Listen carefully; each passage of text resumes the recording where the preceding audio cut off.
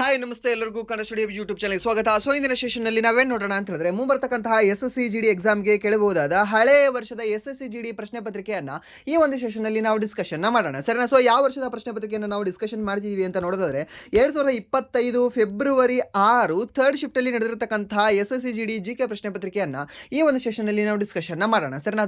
Quick session 20 ನಿಮಿಷದ session ಆಗಿರುತ್ತೆ. So 20 ಪ್ರಶ್ನೆಗಳಿರುತ್ತೆ.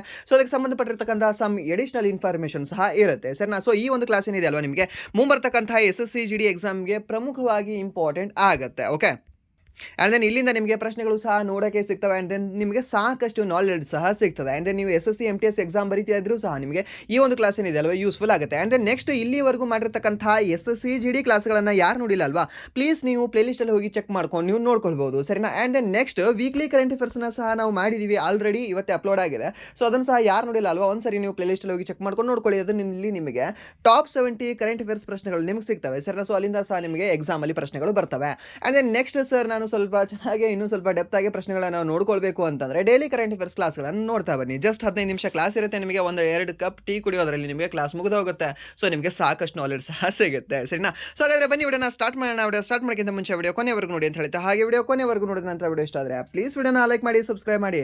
If ನಿಮಗೆ ವಿಡಿಯೋ ಇಷ್ಟ ಆಗಲಿಲ್ಲ ಅಂದ್ರೆ ಆಬ್ವಿಯಸ್ಲಿ ಡಿಸ್ಲೈಕ್ ಮಾಡಿ ಅಂತ ಹೇಳ್ತಾ, ಸೊ ಮೊದಲ ಪ್ರಶ್ನೆ ಏನಿದೆ? ಮೊದಲ ಪ್ರಶ್ನೆ, ನಿಮ್ಮ ಚೆಕ್ನಲ್ಲಿರುವ ಆಯಸ್ಕಾಂತೀಯ ಶಾಹಿ ಅಕ್ಷರ ಗುರುತಿಸುವಿಕೆ MICR ಅಂತೆ. ಓಕೆ, ಇದನ್ನ ಕನ್ನಡದಲ್ಲಿ ನಮಗೆ ಗೊತ್ತಾಯಿತು, ಬಟ್ ಇಂಗ್ಲೀಷಲ್ಲಿ ನಮಗೆ ಫುಲ್ ಫಾರ್ಮ್ ಕೇಳ್ತಾನಲ್ಲ ಸರ್, ಏನು ಮಾಡಬೇಕು ಇದಕ್ಕೆ? MICR ಫುಲ್ ಫಾರ್ಮ್ ಏನಿದೆ? ಅವಾಗ ನಾವು ಹೇಳ್ತೀವಿ ಈ ಮ್ಯಾಗ್ನೆಟಿಕ್ ಇಂಕ್ ಕ್ಯಾರೆಕ್ಟರ್ ರೆಕಗ್ನೈಸೇಷನ್ ಅಂತ ಹೇಳ್ತೀವಿ ಸರ್. ಏನು ಈ ಮ್ಯಾಗ್ನೆಟಿಕ್ ಇಂಕ್ ಕ್ಯಾರೆಕ್ಟರ್ ರೆಕಗ್ನೈಸೇಷನ್ ಸಂಖ್ಯೆಯ ಮೊದಲ 3 ಅಂಕೆಗಳು ನೀವು ಬ್ಯಾಂಕ್ ಖಾತೆಯನ್ನು ಹೊಂದಿರುವ ಡ್ಯಾಶ್ ಸಂಕೇತವನ್ನು ಹೇಳುತ್ತವೆ ಅಂತ ಕೇಳಿದಾನೆ. ಓಕೆ, ಸೊ ಟೋಟಲಿ ಈ ಒಂದು MICR ಅಂದರೆ MICR ಎಲ್ಲಿ ಕಂಡುಬರುತ್ತೆ ಸರ್? ಹೀಗೆ ಒಂದು ಚೆಕ್ ಇರುತ್ತೆ ಸರ್, ಆ ಚೆಕ್ಕಿನ ಈ ಬಲ ಕೆಳಬದಿಯಲ್ಲಿ ನಿಮಗೆ ಕಂಡು ಬರುತ್ತೆ, ಸರಿನಾ? ಯಾವುದು? ಈ ಒಂದು MICR ನಂಬರ್. ಸೊ ಟೋಟಲಿ ಎಷ್ಟು ನಂಬರ್ ಇರುತ್ತೆ ಸರ್? ಸೊ 1 2 3 4 5 6 7 8 9 ಕಂಡು ಬರುತ್ತೆ ಸರ್. ಸೊ ಅದರಲ್ಲಿ ಮೊದಲ 3 ಏನು ಹೇಳುತ್ತೆ ಅಂತ ಕೇಳಿದಾನೆ ಸರ್. ಮೊದಲ 3 ಏನಿದೆ ಅಲ್ವಾ, ಆ ನಮ್ಮ ಬ್ಯಾಂಕ್ ಇರತಕ್ಕಂತಹ ನಗರದ ಬಗ್ಗೆ ಹೇಳುತ್ತೆ, ಆ ಒಂದು ನಗರದ ಕೋಡ್ನ ಹೇಳುತ್ತೆ ಸರ್. ನಮ್ಮ ನಗರದ ಕೋಡ್ 58620 ಸಮಥಿಂಗ್ ವಾಟ್ ಎವರ್ ಇದೆ ನಮ್ಮದು. ಸೊ ಅದನ್ನು ಹೇಳುತ್ತಾ, ಪಿನ್ ಕೋಡ್ ಹೇಳುತ್ತಾ? ಪಿನ್ ಕೋಡ್ ಹೇಳುವುದಿಲ್ಲ ಸರ್. ಸೊ ಬ್ಯಾಂಕ್ನವರು ಅವ್ರದೇ ಆಗಿರ್ತಕ್ಕಂಥ ಒಂದು ಕೋಡ್ನ ಮಾಡ್ಕೊಂಡಿರ್ತಾರೆ ಪ್ರತಿಯೊಂದು ನಗರಕ್ಕೂ ಸಹ. ಆ ಒಂದು ಕೋಡ್ನ ಹೇಳುತ್ತೆ, ಮೀನ್ಸ್ ಆ ನಗರದ ಬ್ಯಾಂಕ್ನ ನಗರದ ಕೋಡ್ಗಳನ್ನು ಹೇಳುತ್ತೆ. ಯಾವುದು? ಈ ಒಂದು MICRನ ಮೊದಲ 3 ಅಂಕಿಗಳು. ಆ್ಯಂಡ್ ದೆನ್ ನೆಕ್ಸ್ಟ್ 3 ಅಂಕಿಗಳು ಅವು ಏನಾದರೂ ಹೇಳ್ತವೆ ಸರ್? ಹೌದು, ಅದು ಸಹ 3 ಹೇಳ್ತವೆ. ಏನಂತ ಹೇಳುತ್ತೆ? ಈ ಬ್ಯಾಂಕಿನ ಕೋಡನ್ನು ಹೇಳುತ್ತೆ. ಏನಂತ ಹೇಳುತ್ತೆ? ಬ್ಯಾಂಕಿನ ಕೋಡನ್ನು ಹೇಳುತ್ತೆ. ಏನಂತ ಹೇಳುತ್ತೆ? ಬ್ಯಾಂಕಿನ ಕೋಡನ್ನು ಹೇಳುತ್ತೆ. ಎರಡನೇ ಸೆಟ್ಟಲ್ಲಿ ಕಂಡುಬರ್ತಕ್ಕಂಥ 3 ಅಂಕಿಗಳು. ಆ್ಯಂಡ್ ದೆನ್ ಸರ್ ಲಾಸ್ಟಲ್ಲಿ ಸಹ 3 ಅಂಕಿಗಳಿದಾವೆ, ಅದು ಏನಾದರೂ ಹೇಳುತ್ತಾ? ಹೌದು, ಅದು ಸಹ ಹೇಳುತ್ತೆ. ಅದು ಏನು ಹೇಳುತ್ತೆ ಅಂದರೆ ಶಾಖೆಯ ಅಥವಾ ಬ್ರ್ಯಾಂಚಿನ ಅಂಕಿಗಳನ್ನು, ಮೀನ್ಸ್ ಆ ಒಂದು ಸಂಖ್ಯೆಯನ್ನು ಹೇಳುತ್ತೆ. ಯಾವುದು? ಲಾಸ್ಟ್ 3 ಕೋಡ್ಗಳು. ಓಕೆ, ಸೊ ಟೋಟಲಿ ಎಷ್ಟು ಕೋಡ್ಗಳು ಕಂಡುಬಂದು ನಿಮಗೆ? ಎಷ್ಟು ಕೋಡ್ಗಳು ಅಂತಂದರೆ 3 ಕೋಡ್ಗಳು ಕಂಡುಬಂದು, ಸರಿನಾ? ಸೊ ಎಷ್ಟು ಅಂಕಿಗಳು ಕಂಡುಬರ್ತವೆ ಅಂತ ಕೇಳಿದ್ರೆ 9 ಅಂಕಿಗಳು ಕಂಡುಬರ್ತವೆ. ಸೊ 3 ಸೆಟ್ ಅಂತ ಹೇಳ್ತೀವಿ, ಸರಿನಾ? 3 ಸೊ ಮೊದಲನೇ 3 ಏನಂತ ಹೇಳ್ತು? ನಗರದ ಒಂದು ಕೋಡ್ ಹೇಳ್ತು. ಎರಡನೇ 3 ಏನಂತ ಹೇಳ್ತು? ಬ್ಯಾಂಕಿನ ಕೋಡ್ ಹೇಳ್ತು ಸರ್. ಮೂರನೇ ಕೋಡ್ ಏನಂತ ಹೇಳ್ತೇವೆ ಅಂದರೆ ಈ ಒಂದು ಶಾಖೆಯ ಕೋಡ್ ಹೇಳ್ತು ಅಂತ ಹೇಳ್ತೀವಿ. ಬಟ್ ಇಲ್ಲಿ ದೇಶದ ಕೋಡ್ ಯಾವುದೇ ಕಾರಣಕ್ಕಾಗೂ ಸಹ ಹೇಳುವುದಿಲ್ಲ. ಸೊ ನಾವು ಭಾರತೀಯರು, ಸೊ ನಮ್ಮ ಭಾರತದ ಒಂದು ಚೆಕ್ಗಳೇ ಇರ್ತವೆ. ಸೊ ಆದ ಕಾರಣದಿಂದ ಈ ಒಂದು ದೇಶದ ಕೋಡ್ ಅಗತ್ಯವಿರುವುದಿಲ್ಲ, ಸರಿನಾ? ಸೊ ಇಲ್ಲಿ ನಿಮಗೆ ಇನ್ನೊಂದು ಸಹ ಕೇಳಬಹುದು ಪ್ರಶ್ನೆ, ಈ ಕೆಳಗಿನ ಯಾವ ಕೋಡನ್ನು ಈ ಒಂದು MICR ಅಲ್ಲಿ ಹೇಳಲಾಗಿಲ್ಲ ಅಂತ ಕೇಳಿದ್ರೆ ಅವಾಗ ನೀವು ಏನಂತ ಹೇಳಬೇಕಾಗಿತ್ತು ಸರ್? ದೇಶದ ಕೋಡ್ ಅಂತ ಹೇಳಬೇಕಾಗಿತ್ತು.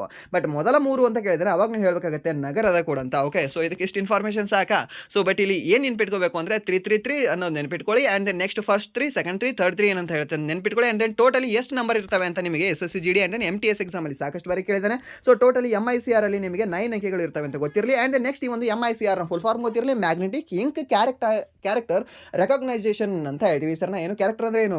1 2 3 4 ABCD ಏನಿದೆ ಅಲ್ವಾ, ಇವ್ರನ್ನ ನಾವು ಕ್ಯಾರೆಕ್ಟರ್ ಅಂತ ಹೇಳ್ತೀವಿ. ಓಕೆ, ಸೊ ಸರ್ ನಿಮಗೆ ಗೊತ್ತಿರಲಿ. ಆ್ಯಂಡ್ ದೆನ್ ನೆಕ್ಸ್ಟ್ ಪ್ರಶ್ನೆ, ಯಾವ ನೃತ್ಯ ಪ್ರಕಾರದ ಪ್ರೋತ್ಸಾಹನೆಗಾಗಿ ದಣಿವರಿಯದ ಪ್ರಯತ್ನಗಳನ್ನು ಮಾಡಿದ್ದಕ್ಕಾಗಿ ಅರ್ಜುನ್ ಸಿಂಗ್ ಧುರ್ವೆ ಅವರಿಗೆ 2022ರ ಪದ್ಮಶ್ರೀ ಪ್ರಶಸ್ತಿಯನ್ನು ಪ್ರದಾನ ಮಾಡಲಾಯಿತು ಅಂತ ಹೇಳಿದ್ದೇನೆ ಸರ್. ಯಾವ ಒಂದು ನೃತ್ಯಕ್ಕೆ ಇವರು ಸಂಬಂಧಪಟ್ಟಿದ್ದಾರೆ ಸರ್? ಯಾರು? ಈ ಒಂದು ಅರ್ಜುನ್ ಸಿಂಗ್ ಧುರ್ವೆ ಅವರು. ಯಾವುದಕ್ಕೆ ಅಂತ ಕೇಳಿದ್ರೆ ಈ ಒಂದು ಬೈಗಾ ನೃತ್ಯಕ್ಕೆ ಇವರು ಸಂಬಂಧಪಟ್ಟಿದ್ದಾರೆ. ಹೆಸರನ್ನ ಯಾವ ನೃತ್ಯಕ್ಕೆ ಅಂತ ಕೇಳಿದ್ರೆ ಬೈಗಾ ನೃತ್ಯಕ್ಕೆ.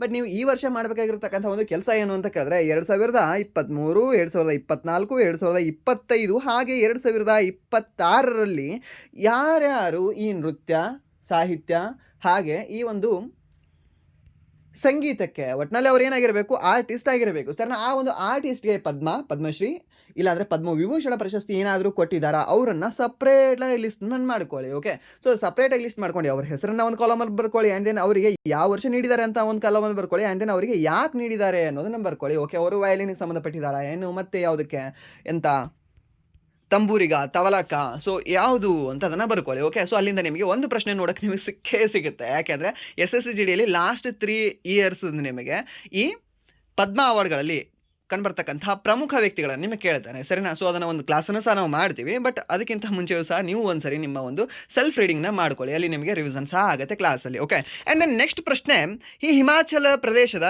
ಕೆಲಾಂಗ್ ಬಳಿಯ ತಾಂದಿಯಲ್ಲಿರುವ ಯಾವ 2 ನೀರಿನ ಹೊಳೆಗಳ ಸಂಗಮವಾಗುತ್ತದೆ ಅಂತ ಕೇಳಿದ್ದಾನೆ. ಸರ್ ಎಲ್ಲಿ ಸಂಗಮವಾಗಬೇಕು ಸರ್, ಅದು ಎಲ್ಲಿ? ಈ ಹಿಮಾಚಲ ಪ್ರದೇಶದ ಕೇಲಾಂಗ್ ಬಳಿಯ ತಾಂದಿಯಲ್ಲಿ ಅಂತ ಯಾವ 2 ನದಿಗಳು, ಯಾವ 2 ಹೊಳೆಗಳು ಸಂಗಮವಾಗ್ತವೆ. ಹೊಳೆಗಳು ಅಂತಂದರೆ ನದಿಗಳು ಅಂತ ಅಲ್ವಾ, ನಾವು ಭೀಮಾ ಹೊಳೆ ಅಂತ ಹೇಳ್ತೀವಿ. ಸರ್ ಭೀಮಾ ನದಿ ಅಲ್ವಾ ಅದು. ಸೊ ಈ ಒಂದು ಬಿಂದುಸಾರ ಮತ್ತು ಶಬರಿ, ಚಂದ್ರ ಮತ್ತು ಭಾಗ, ಹೌದು ಈ ಒಂದು ಚಂದ್ರ ಭಾಗ ಏನಿದೆ ಅಲ್ವಾ, ಈ ನದಿಗಳು ಸಂಗಮವಾಗ್ತವೆ. ಸರ್ನಲ್ಲಿ ಈ ಒಂದು ಚಂದ್ರ ಮತ್ತು ಭಾಗ ಅನ್ನೋದು ಈ ತಾಂದಿಯಲ್ಲಿ ಕಂಡುಬರುತ್ತೆ, ಹಿಮಾಚಲ ಪ್ರದೇಶದಲ್ಲಿ ಕಂಡುಬರುತ್ತೆ. ಸರ್ ಈ ಒಂದು ತಾಂದಿಯಲ್ಲಿ ಇವೆರಡು ಸಹ ಸಂಗಮವಾಗ್ತವೆ. ಆ್ಯಂಡ್ ನೆಕ್ಸ್ಟ್ ಕೂಡಲ ಸಂಗಮದಲ್ಲಿ ಯಾವ 2 ನದಿಗಳು ಸಂಗಮವಾಗ್ತವೆ ಅಂತ ನಿಮಗೆ ಕೇಳಬಹುದಲ್ಲ. ಯಾಕೆ ಸರ್ ನಮ್ಮ ಕರ್ನಾಟಕ ಎಕ್ಸಾಮಲ್ಲಿ ಮಾತ್ರ ಕೇಳಬೇಕಾ? ಇಲ್ಲ, ಸೆಂಟ್ರಲಲ್ಲೂ ಸಹ ಕೇಳ್ಬೋದಲ್ಲ. ಅವಾಗೂ ಹೇಳ್ಬೇಕಾಗುತ್ತೆ ಕೃಷ್ಣ ಮತ್ತು ಮಲಪ್ರಭಾ ನದಿಗಳು ಸಂಗಮವಾಗ್ತವೆ ಅಂತ ಹೇಳ್ಬೇಕಾಗುತ್ತೆ. ಎಲ್ಲಿ? ಇದು ಕೂಡಲ ಸಂಗಮದಲ್ಲಿ. ಅಂದರೆ ಇನ್ನೊಂದು ಚಿಕ್ಕ ಸಂಗಮ ಅಂತ ಕಂಡುಬರುತ್ತಲ್ವಾ, ಅಲ್ಲಿ ಯಾವುದು ಕೃಷ್ಣ ಮತ್ತು ಘಟಪ್ರಭಾ ಅಲ್ವಾ ಅದು ಸಹ ನಿಮಗೆ ಗೊತ್ತಿರಲಿ. ಆ್ಯಂಡ್ ನೆಕ್ಸ್ಟ್ ಪದ್ಮಶ್ರೀ, ಪದ್ಮವಿಭೂಷಣ ಸೇರಿದಂತೆ ಎಲ್ಲ 3 ಪ್ರಶಸ್ತಿಗಳಿಗೆ ಪಾತ್ರರಾಗಿರುವ ಗಾಯಕ ಈ ಕೆಳಗಿನವರಲ್ಲಿ ಯಾರಾಗಿದ್ದಾರೆ ಅಂತ ಕೇಳಿದಾನೆ. ಸರ್ನ ಯಾರಾಗಿದ್ದಾರೆ ಸರ್? ಹರಿಹರನ್ ಅವರು, ಎಂ ಕೀರವಾಣಿ ಅವರು, SP ಬಾಲಸುಬ್ರಹ್ಮಣ್ಯಂ ಅವರು, ಆ್ಯಂಡ್ ದೆನ್ AR ರೆಹಮಾನ್ ಅವರು. ಸೊ ಇದಕ್ಕೆ ಸರಿಯಾದ ಉತ್ತರ ಯಾವುದಾಗುತ್ತೆ? ನಮ್ಮ SP ಬಾಲಸುಬ್ರಹ್ಮಣ್ಯ ಅವರು ಅಂತ ಹೇಳ್ತೀವಿ. ಸರ್ನ ಯಾರು? ಈ ಒಂದು SP ಬಾಲಸುಬ್ರಹ್ಮಣ್ಯ ಅವರು ಏನಿದಾರಲ್ವಾ, ಸೊ ಅವರಿಗೆ ಪದ್ಮಶ್ರೀ, ಪದ್ಮಭೂಷಣ ಆ್ಯಂಡ್ ದೆನ್ ಪದ್ಮವಿಭೂಷಣ 3 ಪ್ರಶಸ್ತಿಗಳನ್ನು ಇವರಿಗೆ ನೀಡಿ ಗೌರವಿಸಲಾಗಿದೆ. ಸರ್ನ ಯಾರನ್ನ? ಈ ಒಂದು SP ಬಾಲಸುಬ್ರಹ್ಮಣ್ಯನ್ ಅವರಿಗೆ. ಸರ್ನ and then next MS Subbulakshmi ಅವರಿಗೆ ಭಾರತ ರತ್ನ ಸಹ ಸಿಕ್ಕಿದೆ. ಯಾವಾಗ? 1998ರಲ್ಲಿ. ಅದು ಸಹ ನೀವು ಮರಿಬಾರ್ದು, ಅದನ್ನು ಸಹ ನೀವು ನೆನ್ಪಿಟ್ಕೊಳ್ಬೇಕಾಗುತ್ತೆ. ಆ್ಯಂಡ್ ದೆನ್ ಈ ಒಂದು ಸಂಗೀತ ಕ್ಷೇತ್ರದಲ್ಲಿ ಸಿಕ್ಕಿರ್ತಕ್ಕಂತಹ ಮೊದಲ ಭಾರತ ರತ್ನ ಪ್ರಶಸ್ತಿ ಯಾರಿಗೆ ಅಂತ ಕೇಳಿದ್ರೆ ಇದೇ MS ಸುಬ್ಬಲಕ್ಷ್ಮಿ ಅವರಿಗೆ ಅಂತ ಹೇಳ್ತೀವಿ. ಸರ್ನ ಯಾರಿಗೆ? MS ಸುಬ್ಬಲಕ್ಷ್ಮಿ ಅವರಿಗೆ. ಆ್ಯಂಡ್ ದೆನ್ ನೆಕ್ಸ್ಟ್ ಪ್ರಶ್ನೆ, ಈ ಕೆಳಗಿನ ಯಾವ ರಾಜ್ಯದಲ್ಲಿ ಸಾಂಜಿ ಎಂಬ ಹಬ್ಬವನ್ನು ಆಚರಿಸಲಾಗುತ್ತದೆ ಅಂತ ಕೇಳಿದ್ದಾನೆ. ಸರ್ ಯಾವ ಹಬ್ಬ ಸರ್? ಸಾಂಜಿ ಹಬ್ಬ ಎಲ್ಲಿ ಸರ್? ಸಾಂಜಿ ಹಬ್ಬವನ್ನು ಈ ಗಿಡ್ಡ ಮತ್ತು ಬಾಂಗ್ರಾ ಇಬ್ಬರು ಸೇರಿ ಆಚರಣೆ ಮಾಡ್ತಾರೆ ಅಂತ ನೆನಪಿಟ್ಕೊಳ್ಳಿ. ಎಲ್ಲಿ? ಈ ಒಂದು ಪಂಜಾಬಲ್ಲಿ. ಸರ್ನ ಯಾವ ಹಬ್ಬವನ್ನು? ಸಾಂಜಿ ಹಬ್ಬವನ್ನು ಗಿಡ್ಡ ಮತ್ತು ಬಾಂಗ್ರಾ, ಓಕೆ, ಇವರಿಬ್ಬರು ಸಹ ಸೇರಿ ಆಚರಣೆ ಮಾಡ್ತಾರೆ. ಎಲ್ಲಿ? ಪಂಜಾಬಲ್ಲಿ. ಈ ಗಿಡ್ಡ ಅನ್ನೋ ಡ್ಯಾನ್ಸ್ ಯಾರು ಮಾಡ್ತಾರೆ? ಹುಡುಗಿಯರು ಮಾಡ್ತಾರೆ. ಎಲ್ಲಿ? ಈ ಒಂದು ಪಂಜಾಬ್ನ ಹುಡುಗಿಯರು ಮಾಡ್ತಾರೆ. ಆ್ಯಂಡ್ ದೆನ್ ಈ ಒಂದು ಬಾಂಗ್ರಾ ಅನ್ನುವ ಒಂದು ಡ್ಯಾನ್ಸನ್ನು ಈ ಪಂಜಾಬಿನ ಹುಡುಗರು ಅಥವಾ ಪುರುಷರು ಮಾಡ್ತಾರೆ ಅನ್ನೋದು ಸಹ ನೆನಪಿಟ್ಕೊಳ್ಳಿ. ಓಕೆ, ನಿಮಗೆ ಪ್ರಶ್ನೆಯನ್ನು ಕೇಳ್ತಾನೆ. ಓಕೆ, ಪಂಜಾಬಿನ ಈ ಕೆಳಗಿನ ಯಾವ ಜಾನಪದ ನೃತ್ಯ ಮಹಿಳೆಯರು ಮಾಡ್ತಕ್ಕಂತಹ ಒಂದು ಜಾನಪದ ನೃತ್ಯವಾಗಿದೆ ಅಂತ ಅವಾಗಲೂ ಹೇಳಬೇಕಾಗುತ್ತೆ ಸರ್ ಗಿಡ್ಡ ಅಂತ. ಆ್ಯಂಡ್ ದೆನ್ ನೆಕ್ಸ್ಟ್ ಈ ಒಂದು ಪುರುಷರು ಮಾಡ್ತಕ್ಕಂಥ ಒಂದು ಡ್ಯಾನ್ಸ್ ಯಾವುದು ಅಂತ ಕೇಳ್ತಾನೆ ಈ ಒಂದು ಪಂಜಾಬಲ್ಲಿ. ಅವಾಗಲೂ ಹೇಳಬೇಕಾಗುತ್ತೆ ಸರ್ ಬಾಂಗ್ರಾ ಅಂತ. ಹಾಗಾದರೆ ಬಾಂಗ್ರಾದ ಈ ಮಹಿಳಾ ವರ್ಷನ್ ಯಾವುದು, ವುಮೆನ್ ವರ್ಷನ್ ಯಾವುದು ಅಂತ ಕೇಳ್ತಾನೆ. ಅವಾಗಲೂ ಹೇಳಬೇಕಾಗುತ್ತೆ ಗಿಡ್ಡದ ಒಂದು ಮೆನ್ ವರ್ಷನ್ ಯಾವುದು ಅಂತ ಕೇಳ್ತಾನೆ. ಅವಾಗಲೂ ಹೇಳಬೇಕಾಗುತ್ತೆ ಬಾಂಗ್ರಾ ಅನ್ನೋದು. ಸರ್ ಈ ಒಂದು ಗಿಡ್ಡ ಮತ್ತು ಬಾಂಗ್ರಾ ಅನ್ನೋದು ಏನು ಚೇಂಜಸ್ ಇಲ್ಲ, ಎರಡು ಡ್ಯಾನ್ಸಲ್ಲಿ ಸಹ ಆಲ್ಮೋಸ್ಟ್ ಸೇಮ್ ಇದೆ. ಬಟ್ ಇದನ್ನ ಮಹಿಳೆಯರು ಮಾಡ್ತಾರೆ, ಇದನ್ನ ಪುರುಷರು ಮಾಡ್ತಾರೆ ಅನ್ನೋದು ನಿಮ್ಗೆ ಗೊತ್ತಿರಬೇಕಾಗುತ್ತೆ. ಯಾವುದು? ಈ ಒಂದು ಭಾಂಗ್ರಾ ಮತ್ತು ಗಿಡ್ಡ ಅನ್ನೋದು. ಸೊ ಹಾಗೆ ಈ ಒಂದು ಸಾಂಜಿ ಅನ್ನುವ ಹಬ್ಬ ಎಲ್ಲಿ ಕಂಡುಬರುತ್ತೆ ನಿಮಗೆ? ಇದೇ ಒಂದು ಪಂಜಾಬಲ್ಲಿ ಕಂಡುಬರುತ್ತೆ. ಓಕೆ, ಸೊ ಆ ಪ್ರಶ್ನೆನೂ ಸಹ ನಿಮಗೆ ಕೇಳಿದಾನೆ ಈ ಒಂದು SSGDಯಲ್ಲಿ. ಆ್ಯಂಡ್ ದೆನ್ ಈ ಒಂದು ಸಾಂಜಿ ಅನ್ನೋದು ಇಲ್ಲೇ ನಿಮ್ಮ ಮುಂದೆ ಕಾಣ್ತಾ ಇದೆ. ಓಕೆ, ಸೊ ಇದನ್ನು ಗೊತ್ತಿರಲಿ ನಿಮಗೆ. ಆ್ಯಂಡ್ ನೆಕ್ಸ್ಟ್ ಭಾವೈ ಹಬ್ಬವನ್ನು ಅಥವಾ ಭಾವೈ ಈ ನೃತ್ಯವನ್ನು ಯಾವ ರಾಜ್ಯದಲ್ಲಿ ಮಾಡ್ತಾರೆ ಅಂತ ಕೇಳಿದ್ರೆ ಈ ಒಂದು ಗುಜರಾತ್ ಅಂತ ಹೇಳಬೇಕಾಗುತ್ತೆ. ಸರ್ನ ಯಾವುದು? ಈ ಒಂದು ಭಾವೈ ನೃತ್ಯ ಅಂತ ಹೇಳ್ತೀವಿ. ಸರ್ನ ಯಾವುದು? ಭಾವೈ ನೃತ್ಯ. ಇದನ್ನು ಸಾಕಷ್ಟು ಸರಿ ಕೇಳಿದಾನೆ ಎಕ್ಸಾಮಲ್ಲಿ. SSCGDಯಲ್ಲಿ ಕೇಳಿದಾನೆ, MTS ಅಲ್ಲಿ ಕೇಳಿದಾನೆ, CHS ಅಲ್ಲಿ ಕೇಳಿದಾನೆ, CGL ಅಲ್ಲಿ ಕೇಳಿದಾನೆ. ಯಾವುದು? ಈ ಒಂದು ಭಾವೈ ನೃತ್ಯ ಯಾವ ರಾಜ್ಯದಲ್ಲಿ ಕಂಡುಬರುತ್ತೆ ಸರ್? ಗುಜರಾತಲ್ಲಿ ಕಂಡುಬರುತ್ತೆ. ಆ್ಯಂಡ್ ದೆನ್ ನೆಕ್ಸ್ಟ್ ಇದೇ ಒಂದು ಭಾವೈ ನೃತ್ಯದಲ್ಲಿ ಕಂಡುಬರ್ತಕ್ಕಂತಹ ದೇವಿಯ ಹೆಸರೇನು ಅಂತ ಕೇಳಿದಾನೆ ಇನ್ನು SSC MTS I think 2024 or 2023ಅಲ್ಲಿ. ಸೊ ಯಾವ ದೇವಿ ಅಂತ ಕೇಳಿದ್ರೆ ಅವಾಗ ನಾವು ಹೇಳ್ತೀವಿ ಸರ್ ಅಂಬಾದೇವಿ ಅಂತ ಹೇಳ್ತೀವಿ. ಸರ್ ಏನು ಅಂಬಾದೇವಿ ಅಂತ ಹೇಳ್ತೀವಿ, ನೆನ್ಪಿಟ್ಕೊಳ್ಳಿ. ಸರಿನಾ? ಜಗದಂಬ ಅಲ್ಲ. ಸೊ ಆ ಜಗದಂಬ ಮಹಾರಾಷ್ಟ್ರದಲ್ಲಿ ಕಂಡುಬರ್ತಾರೆ, ತುಳಜಾಭವಾನಿ. ಆ್ಯಂಡ್ ದೆನ್ ಇವರು ಅಂಬಾದೇವಿ ಬೇರೆ ಆಗ್ತಾರೆ. ಓಕೆ, ಸೊ ಇದನ್ನು ಸಹ ನೆನ್ಪಿಟ್ಕೊಳ್ಳಿ. ಯಾವ ಒಂದು ನೃತ್ಯಕ್ಕೆ ಸಂಬಂಧಪಟ್ಟಿದ್ದಾರೆ? ಈ ಭಾವೈ ಅಂತ ಹೇಳ್ತೀವಿ. ಸರ್ ಏನು? ಭಾವೈ ನೃತ್ಯಕ್ಕೆ ಸಂಬಂಧಪಟ್ಟಿದ್ದಾರೆ. ಯಾರು? ಅಂಬಾದೇವಿ. ಸರಿನಾ? ಸೊ ಇವರು ದೇವಿಯಾಗಿದ್ದಾರೆ, ಮೀನ್ಸ್ ಗಾಡ್ ಅಂತ ಹೇಳ್ತೀವಿ, ಗಾಡೆಸ್ ಅಂತ ಹೇಳ್ತೀವಿ. ಆ್ಯಂಡ್ ನೆಕ್ಸ್ಟ್ ತಮಿಳುನಾಡಿಗೆ ಜಲ್ಲಿಕಟ್ಟು ಸಂಬಂಧಿಸಿ. ಸೊ ಅದು ಸಹ ಇವಾಗ ಜಲ್ಲಿಕಟ್ಟು ಇನ್ನು ಮುಂದೆ ನಡೆಯಲಿದೆ. ಓಕೆ, ಆ್ಯಂಡ್ ನೆಕ್ಸ್ಟ್ ಮಿಜೋರಾಮಲ್ಲಿ ರೀಸೆಂಟಾಗಿ ಒಂದು ಕಾರ್ಲೇಸಿಯನ್ ಮಿಜೋರಾಮಿಯನ್ ಅಂತ ಒಂದು ಹಾವು ಸಹ ಸಿಕ್ಕಿದೆ ಅಲ್ವಾ. ಸೊ ಅದು ಸಹ ನಿಮಗೆ ಗೊತ್ತಿರಲಿ. ಆ್ಯಂಡ್ ದೆನ್ ನೆಕ್ಸ್ಟ್ ಈ ಒಂದು ಘಾರ್ಬಾ ನೃತ್ಯ ಯಾವ ಒಂದು ರಾಜ್ಯಕ್ಕೆ ಸಂಬಂಧಿಸಿದೆ? ಘಾರ್ಬಾ ನೃತ್ಯ ಸಂಬಂಧಿಸಿರೋದು ಈ ಒಂದು ಗುಜರಾತ್ ರಾಜ್ಯಕ್ಕೆ ಅಂತ ಹೇಳ್ತೀವಿ. ಓಕೆ, ಆ್ಯಂಡ್ ದೆನ್ ನೆಕ್ಸ್ಟ್ ಪ್ರಶ್ನೆ, ವ್ಯಾಪಾರದಲ್ಲಿ ಜಾಹೀರಾತಿನ ಪಾತ್ರವೇನು? ಸರ್, ಇವಾಗ ವ್ಯಾಪಾರ ಮಾಡ್ತಿದ್ದೀವಿ, ಬಿಸ್ನೆಸ್ ಮಾಡ್ತೀವಿ ಅಂದರೆ ಅದರಲ್ಲಿ ಅಡ್ವರ್ಟೈಸ್ಮೆಂಟ್ ಏನು ರೋಲ್ ಆಗುತ್ತೆ? ದ ಬಿಗ್ಗೆಸ್ಟ್ ರೋಲ್ ಯಾವುದು ಅಂದರೆ ಈ ಒಂದು ಅಡ್ವರ್ಟೈಸ್ಮೆಂಟ್ದು ಅಲ್ವಾ? ಸೊ ಏನು ಸರಕುಗಳನ್ನು ಅದೇ ಉತ್ಪಾದನೆ ಮಾಡ್ತದೆ, ಬಟ್ ಈ ಒಂದು ಗ್ರಾಹಕರನ್ನು ಆಕರ್ಷಿಸ್ತದೆ ಮತ್ತು ಮಾಹಿತಿಯನ್ನು ನೀಡುತ್ತದೆ. ಓಕೆ, ಹೇಗೆ eat 5 star do nothing. Okay, eat 5 star do nothing. ಸಖತ್ತಾಗಿದೆ ಅಲ್ವಾ? ಮೀನ್ಸ್ ಇದೇನು ಅಡ್ವರ್ಟೈಸ್ ಆಯ್ತಲ್ವಾ? ಅದು ಗೊತ್ತೇ ಇರಲಿಲ್ಲ ಯಾರಿಗೂ ಸಹ ಒಂದು 9 ವರ್ಷದ ಹಿಂದೆ. ಬಟ್ ಇವಾಗ ಹೇಗೆ ಎಲ್ಲರಿಗೂ ಸಹ ಗೊತ್ತಿದೆ 5 ಸ್ಟಾರ್ 5 ಸ್ಟಾರ್ 5 ಸ್ಟಾರ್, ಏನೋ ಈಟ್ 5 ಸ್ಟಾರ್ ಡೂ ನಥಿಂಗ್. ಓಕೆ, ಯಾಕೆಂದರೆ ಅದು ನಮ್ಮ ದೇಶದಲ್ಲಿ ಸಖತ್ತಾಗಿ ಸೂಟ್ ಆಗುತ್ತೆ. ಅನ್ಎಂಪ್ಲಾಯ್ಮೆಂಟ್ ಜಾಸ್ತಿ ಇದೆ ಅಲ್ವಾ? ಸೊ ನಮ್ಮ ಸರ್ಕಾರಗಳಿಂದ, ಸೊ ಆ ಕಾರಣದಿಂದ ಅದು ಸಹ ನಮ್ಮಲ್ಲಿಗೆ ಫ್ರೀಯಾಗಿ ಬಂದುಬಿಟ್ಟಿದೆ. ಬಟ್ ಇಲ್ಲಿ ಇದು ನಿಮಗೆ ಫ್ರೀ ಇಟ್ ಕ್ವಶನ್ ಇದು. ಓಕೆ, ಸೊ ನೀವು ಈಸಿಯಾಗಿ ಹೇಳ್ಬೋದು. ಇದಕ್ಕೆ ನೀವು ಯಾವ ಬುಕ್ಕಲ್ಲಿ ಓದ್ತೀನಿ, ಹಾಗೆ ಓದ್ತೀನಿ, ಹೀಗೆ ಓದ್ತೀನಿ ಅಂತ ಸಹ ಇಲ್ಲ. ಜಸ್ಟ್ ನಿಮ್ಮ ಬೇಸಿಕ್ ನಾಲೆಡ್ಜ್ ಏನಿರುತ್ತಲ್ವ ಅದ್ರ ಮೇಲೆ ನೀವು ಆನ್ಸರ್ ಹಾಕಬೇಕಾಗುತ್ತೆ ಅಷ್ಟೇ. ಆ್ಯಂಡ್ ದೆನ್ ನೆಕ್ಸ್ಟ್ ಪ್ರಶ್ನೆ, 2024 ಸೆಪ್ಟೆಂಬರ್ನಲ್ಲಿ ಭೂನೀರ್ ಪೋರ್ಟಲ್, ಯಾವ ನೀರ್ ಪೋರ್ಟಲ್? ಈ ಒಂದು ಭೂನೀರ್ ಪೋರ್ಟಲನ್ನು ಈ ಕೆಳಗಿನ ಯಾವ ಕೇಂದ್ರ ಮಂತ್ರಿ ಪ್ರಾರಂಭಿಸಿದರು ಅಂತ ಕೇಳಿದ್ದೇನೆ. ಸರ್ನಾ, ಯಾರು ಸರ್? ಯಾರು ಅಂತ ಕೇಳಿದ್ರೆ ಈ ಒಂದು CR ಪಾಟೀಲ್ ಅಂತ ಹೇಳ್ತೀವಿ. ಯಾರು? CR ಪಾಟೀಲ್ ಅವರು. ಸೊ ಹಾಗಾದರೆ ಇವರು ಯಾವ ಸಚಿವರಾಗಿದ್ದಾರೆ ಹೇಳ್ಬೋದಾ? ಯಾವ ಒಂದು ಇಲಾಖೆ ಸಚಿವರಾಗಿದ್ದಾರೆ ಇವರು? ಯಾರು? CR ಪಾಟೀಲ್. ಓಕೆ, ಸೊ ಅದನ್ನು ನೀವು ಕಾಮೆಂಟ್ನ ಮಾಡಿ. ಆ್ಯಂಡ್ ದೆನ್ ನೆಕ್ಸ್ಟ್ ಪ್ರಶ್ನೆ, ಈ ಪರಿಸರ ವಿಜ್ಞಾನಕ್ಕೆ ಸಂಬಂಧಿಸಿದಂತೆ ಸಹಜೀವನ ಎಂದರೇನು ಅಂತ. ಸಹಜೀವನ ಎಂದರೇನು ಸರ್? ಸಹಜೀವನ ಅಂತಂದರೆ ಏನಿಲ್ಲ, ವಿವಿಧ ಪ್ರಭೇದಗಳ ನಡುವಿನ ನಿಕಟ ಮತ್ತು ದೀರ್ಘಕಾಲೀನ ಪರಸ್ಪರ ಕ್ರಿಯೆಯನ್ನೇ ನಾವು ಸಹಜೀವನ ಅಂತ ಹೇಳ್ತೀವಿ. ಸರ್, ನಾವು ಏನಂತ ಹೇಳ್ತೀವಿ? ಸಹಜೀವನ ಅಂತ ಹೇಳ್ತೀವಿ. ಓಕೆ, ಸೊ ಇದು ಸಹ ನಿಮ್ಗೆ ಗೊತ್ತಿರಲಿ. ಆ್ಯಂಡ್ ದೆನ್ ನೆಕ್ಸ್ಟ್ ಪ್ರಶ್ನೆ, ಭಾರತ ಸಂವಿಧಾನದ ಯಾವ ಅನುಚ್ಛೇದವು ಸರ್ಕಾರವು ಸಮಾಜದ ದುರ್ಬಲ ವರ್ಗಗಳ ಆರ್ಥಿಕ ಹಿತಾಸಕ್ತಿಗಳನ್ನು ಸಂವರ್ಧಿಸುವುದನ್ನು ಒತ್ತಿ ಹೇಳುತ್ತದೆ ಅಂತ ಕೇಳಿದ್ದಾನೆ. ಸರಿನಾ? ಒತ್ತಿ ಹೇಳುತ್ತದೆ ಅಂತ ಆರ್ಥಿಕ ಹಿತಾಸಕ್ತಿಗಳನ್ನು. ಓಕೆ, ಮೀನ್ಸ್ ಯಾವುದು? ಈ ಒಂದು ಸಮಾಜದ ದುರ್ಬಲ ವರ್ಗಗಳ ಆರ್ಥಿಕ ಹಿತಾಸಕ್ತಿಗಳನ್ನು ಒತ್ತಿ ಹೇಳ್ತದೆ. ಯಾವುದು ಸರ್? ಆರ್ಟಿಕಲ್ 46. ಹೌದು, ಆರ್ಟಿಕಲ್ 46 ಹೇಳ್ತದೆ ಇದನ್ನು. ಓಕೆ, ಏನಂತ ಹೇಳುತ್ತೆ? ಆರ್ಟಿಕಲ್ 46 ಈ ಒಂದು ದುರ್ಬಲ ವರ್ಗಗಳಾಗಿ ನಾನು ಕೆಲಸವನ್ನು ಮಾಡ್ತೇವೆ, ಅವರ ಒಂದು ಹಿತಾಸಕ್ತಿಗಳನ್ನು ನಾನು ಎತ್ತಿ ಹಿಡಿತೀನಿ ಅಂತ ಹೇಳ್ತದೆ. ಆ್ಯಂಡ್ ದೆನ್ ಸರ್ 49 ಏನಂತ ಹೇಳುತ್ತೆ? ಇವಾಗ ಹಂಪಿಗೆ ಹೋಗಿರ್ತೀರಾ, ಚೆನ್ನಾಗಿ ಹೋಗಿ ಬರಬೇಕು, ಅಲ್ಲಿ ಏನು ಸಹ ಕಲ್ಲಿನ ಮೇಲೆ ಬರೀಬಾರ್ದು ಅಂತ ಹೇಳುತ್ತೆ. ಮೀನ್ಸ್ ನಮ್ಮ ಸ್ಮಾರಕಗಳ ರಕ್ಷಣೆಯ ಬಗ್ಗೆ ಹೇಳುತ್ತೆ. ಯಾವುದು? ಈ ಒಂದು ಆರ್ಟಿಕಲ್ 49 ಅಂತ ಹೇಳ್ತೀವಿ. ಓಕೆ, ಸೊ ಗೋಲ್ ಗುಂಬಜ್ ಹೋಗೋದು, ಸರ್ ನಾನೇ ಗೋಲ್ ಗುಂಬಜಲ್ಲಿ ನೋಡಿದ್ದೇನೆ. ಕಲ್ಲಣ್ಣ ಲವ್ಸ್ ಮಲ್ಲಣ್ಣ ಈ ಥರ ಏನೇನೋ ಸಿಕ್ಕ ಹುಚ್ಚು ಥರ ಬರೆದಿರ್ತಾರೆ. ಓಕೆ, ಮೀನ್ಸ್ ಆ ಒಂದು ನೋಡೋ ಬ್ಯೂಟಿ ಹೇಗೆ ಅಂತಂದರೆ ಫುಲ್ ಕಂಪ್ಲೀಟಾಗಿ ಹಾಳೋಗಿ ನಗಕ್ಕೆ ಸ್ಟಾರ್ಟ್ ಮಾಡ್ತೀವಿ. ಸೊ ಆ ಲೆವೆಲಲ್ಲಿ ಬರೆದಿರ್ತಾರೆ. ಸೊ ಆ ರೀತಿ ಎಲ್ಲವೂ ಸಹ ಮಾಡಬೇಡಿಯಪ್ಪ, ನಿಮಗೆ 1,000 ದಂಡ ಹಾಕ್ತೀನಿ ಅಂತ ಹೇಳಿದ್ರೂ ಸಹ ನೀನು ಅಲ್ಲಿ ನಿಂದ್ರು, ನೀನು ಇಲ್ಲಿ ಮುಂದೆ ನಿಲ್ಲು, ನಾನು ಇಲ್ಲಿ ನಡುವೆ ಬರೀತೀನಿ, ಯಾರಾದರೂ ಬಂದರೆ ಹೇಳುವಂಥ ಆ ಲೆವೆಲಲ್ಲಿ ಇದ್ದಾರೆ ನಮ್ಮ ಕಡೆ. ಓಕೆ, ಸೊ ಜನ ಅದು ಸಹ ನೀವು ಮಾಡಬೇಡಿ. ಸೊ ಅದು ಎಲ್ಲಿ ಹೇಳುತ್ತೆ ಅಂದರೆ ಈ ಒಂದು ಆರ್ಟಿಕಲ್ 49 ಹೇಳುತ್ತೆ. ಆ್ಯಂಡ್ ದೆನ್ ಸರ್ 48ರಲ್ಲಿ ಏನಂತ ಹೇಳುತ್ತೆ? 48ರಲ್ಲಿ ಏನಂತ ಹೇಳುತ್ತೆ ಅಂದರೆ ಈ ಒಂದು ಕೃಷಿ ಬಗ್ಗೆ ಹೇಳುತ್ತೆ. ಓಕೆ, ಕೃಷಿ ಮತ್ತು ಈ ಒಂದು ಪಶುಗಳ ಬಗ್ಗೆ, ಈ ಒಂದು ಪಶುಗಳ ಸಂರಕ್ಷಣೆ ಬಗ್ಗೆ ಹೇಳ್ತಕ್ಕಂಥ ಒಂದು ವಿಧಿ ಯಾವುದು ಅಂದರೆ ಈ ಒಂದು 48ನೇ ವಿಧಿ ಅಂತ ಹೇಳ್ತೀವಿ. ಏನಂತ ಹೇಳುತ್ತೆ? ಕೃಷಿ ಹಾಗೂ ಈ ಒಂದು ಪಶುಗಳ ರಕ್ಷಣೆ. ಸರ್ ಹಾಗಾದರೆ ಈ ಒಂದು ವನ್ಯಜೀವಿಗಳ ರಕ್ಷಣೆ ಇದೆ 48ರಲ್ಲಿ ಹೇಳಲ್ವಾ?